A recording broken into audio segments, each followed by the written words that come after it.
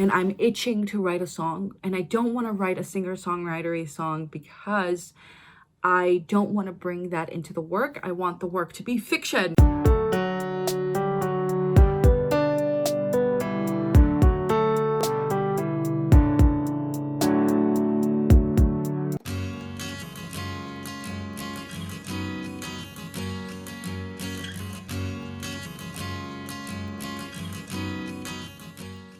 Good morning. It's a mess back there.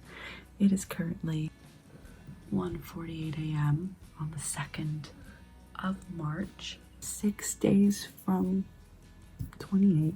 It's kind of getting to me. I haven't even checked in with the vlog, I think, until right now. So hi, how are you? Let me sit you down. It's been a very stressful week on the world stage. It's very much affected me. I have been drowning my anxiety and doom scrolling on TikTok by playing the New Horizon Zero Dawn Forbidden West. I'm currently in no man's land. It reminds me of a song somebody wrote in my class. Got no man's land. I'm in no man's land. So that's been kind of helping me cope, and also realizing that I work best at night when it's overly quiet like this. You know, usually I'll lay in bed and scroll on my phone and wait to fall asleep at around 2 a.m. So I'm leaning into that time and being productive. I finally finished typing up my alpha notes. I know I've been doing it for like 2 weeks on the vlog, but today was kind of a bust in everything I needed to do. Like, I couldn't get my PCP, I couldn't get my immigration stuff, I didn't find the clicker to my garage. My husband did find it later, but it was just kind of a bust day, and I decided that today I was going to be done with the notes. Let me show you. They're all typed up, 14 pages long. I was able to get full notes from my sister, Abby, and Joe. I was able to get half notes from my friend Michael, who I've mentioned earlier on in my vlogs, especially in the TikTok vlogs. And also I have notes from John, but for John, I have more notes about like this, what the new story is going to be, kind of the revision of the new plot. But on Thursday, usually we meet on Wednesdays, but he had a conflict come up. So we're meeting on Thursday this week, and he is going to give me alpha reader feedback on that, and then kind of talk about where we think the new plot should go. I watched Kate's video or experiment about the binge writing, and as someone who is a binge writer, I guess I spend a lot of time outlining, and then I like, boom, sit down and just fully write as long as I can. Again, I did NaNoWriMo, so that's very much what she was talking about. I really connected to that as a writing style, since that is what my writing style is, and also with the hangover and the feeling that like I haven't been able to write anything in terms of the story in a while. After struggling with putting it in the back burner, I've finally put it there, and so now that it's in the back burner, I guess it's been over a month since I finished it, and so I think unwittingly I did give it the month that it needed. But also I realized that even though I wanted to write and work on other things, I actually couldn't do it. I had depleted my reserves, and I am now like rebuilding them. So in reading the notes that I got from the alpha readers, first of all, this is my first time ever working with alpha readers, and people were so nice. I think going forward I'm probably going to be more specific about the feedback that I want, but at the same time the feedback that I got really made me realize kind of the feel for it. It's like more structural things are going to be coming from John and from me taking these notes, what people like and what they don't like. But there is one thing, and I mentioned it on the stream a couple of weeks ago when I first got it on the 21st, that I got from Joe, who is at Joe Crazyface on Twitch. If you are in my stream, I got it. This bit of feedback revolutionized the story in my mind. So let me show you. She wrote, One thing that I think makes your show unique is that the love triangle is not Javier, Alejandra, Megan. It's Rosa, Alejandra, Megan, because Alejandra is really torn between her feelings for Megan and her relationship with her mom. And then she also said during stream, also cut out Javier or reduced the character greatly. She said, I didn't need it. On stream, she talked about how I didn't actually need the character, that he didn't really add too much to the story since she was already cheating on someone, her mom, and that made it click for me. Just having it written so plainly like that made me connect the dots. I realized while I was writing this that I kind of want to take a Mariano approach to Javier,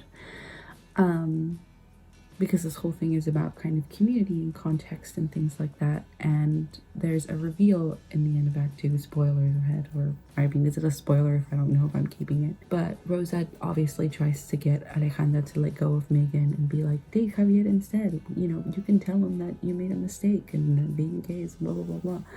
And I think for me, Rosa was like, we can tell Javier, but I think in my mind it became stronger when I realized, no, Rosa went to talk to Javier's mom, and that's kind of how they got together. Maybe they were childhood sweethearts, maybe they had a crush on each other when they were teenagers, like young teenagers, and then they just kind of fell out and the mom's still trying to get them together. That's a very Hispanic thing, kind of playing matchmaker there. I think that'll add a really nice twist, while also making Javier someone who, like, potentially doesn't propose. I think I am going to be cutting like the bet subplot and the proposal subplot. They're just not necessary. They're not adding any tension.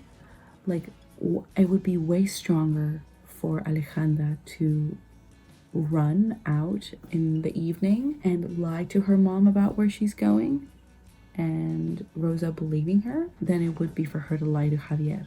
Like, I think I've kind of mix Javier and Rosa together when they should be kind of one person in terms of like plot structure. So anyway, that's all I've got. It's a lot. Now that I'm done with this, I'm obviously gonna read it over and I think I want to organize myself. So anyway, those are some late night thoughts. It is now 2:01 a.m. so I think I'm gonna head to bed. The poor pup has been keeping me company and laying and sleeping under his little pushing blanket as I've been typing this up. So I think it's time to put him in the kennel, and I think it's also time for me to go to bed. For once, I'm here as a choice rather than as like a last-ditch effort to feel good, which is nice. Making it a choice makes it nice. All right, I will see you tomorrow. I don't know when I'll see you, but definitely on Thursday for Lessons with John. Good afternoon. Yeah.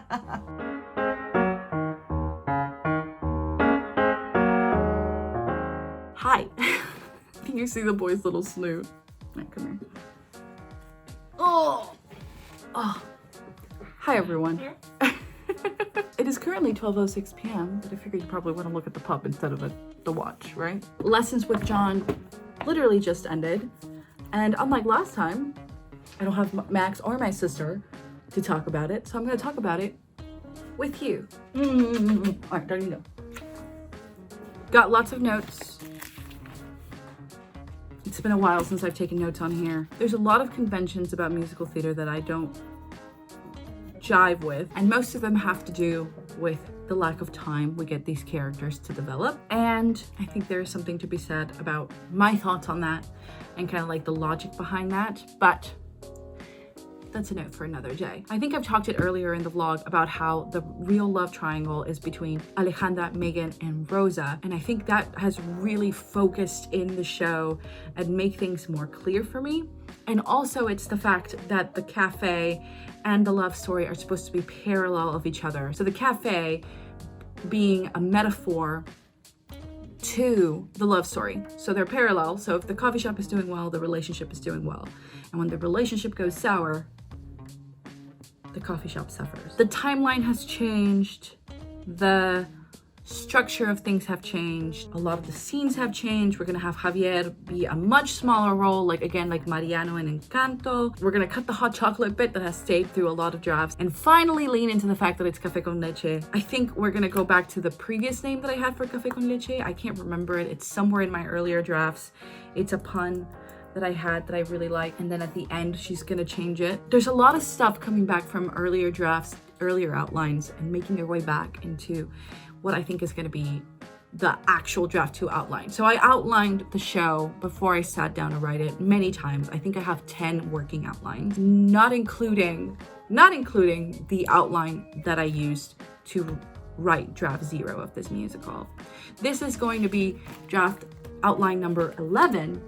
And it's like I mentioned, I know I keep saying we're back in outlining hell, but I hate it. I do think we're going to spend less time here. I want to write songs. I haven't written a song in a while, and I'm itching to write a song. And I don't want to write a singer-songwriter song because I don't want to bring that into the work. I want the work to be fiction. And I think, like, I take a lot from my life, but I also take a lot from my friends and from books and from different stories I'm reading and from different structures of different musicals. So I don't want to...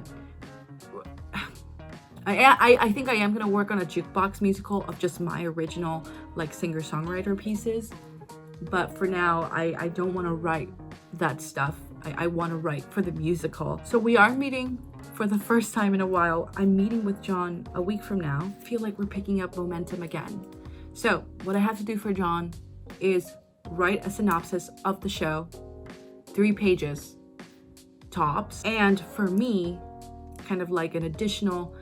It's like when you play Horizon Zero Dawn, there's like the thing you have to do, and then there's the optional extra thing that gives you more information. So I'm adding that optional second step. I've been playing Horizon Zero Dawn Forbidden West all week. It's been great. But then before that, I want to make a thing on Final Draft where I am going to set out the beats in the order that I want with the different acts and stuff like that. I don't know if that'll help. I don't know if that'll hinder me. But for right now, I think those are the 2 things I want to do. And I think I'm going to do them tonight. I've been leaning into my night owl tendencies. So I might see you later tonight. I don't know yet. You'll know before me. See you in a bit. Hey y'all, editing Maiga here. And then I didn't do anything else for that week. I did have a lot of high hopes, but then I had work. And, well... You gotta put the thing that pays your bills first over your art. If you like to eat, like me. Oh God, I have something in my hair. Anyway, I made it worse. What? It's gone. And so with that, I will see you next week with a new vlog. Bye.